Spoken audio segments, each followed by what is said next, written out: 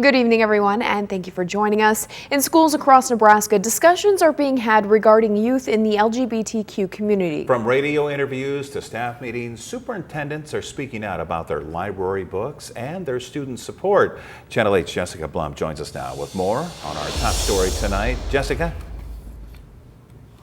Yeah, several Nebraska school districts are standing up for LGBTQ students amid growing controversies. This all comes after a meeting for staff in Lincoln. Superintendents from Lincoln, Kearney, and Grand Island have released statements surrounding library resources and student support.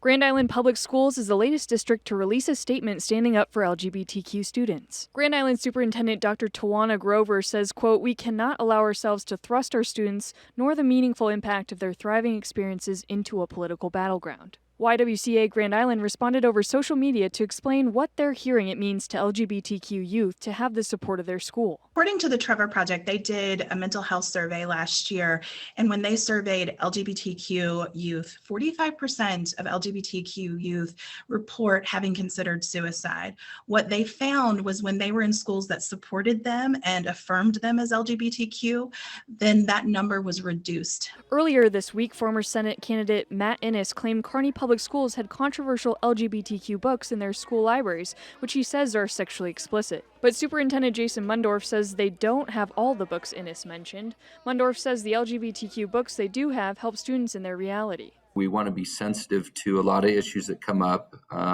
We certainly want to support those students, those families. Sometimes the only relatability they have is through a fictional character they might read about through one of the stories. So that's an important educational source. The schools in Kearney also have an option for parents to opt in to be contacted to give consent before their children check out books from a school library. One of the things that's really important for children, for all people, but especially for children, is to see themselves in the books and the school material that they learn and read from.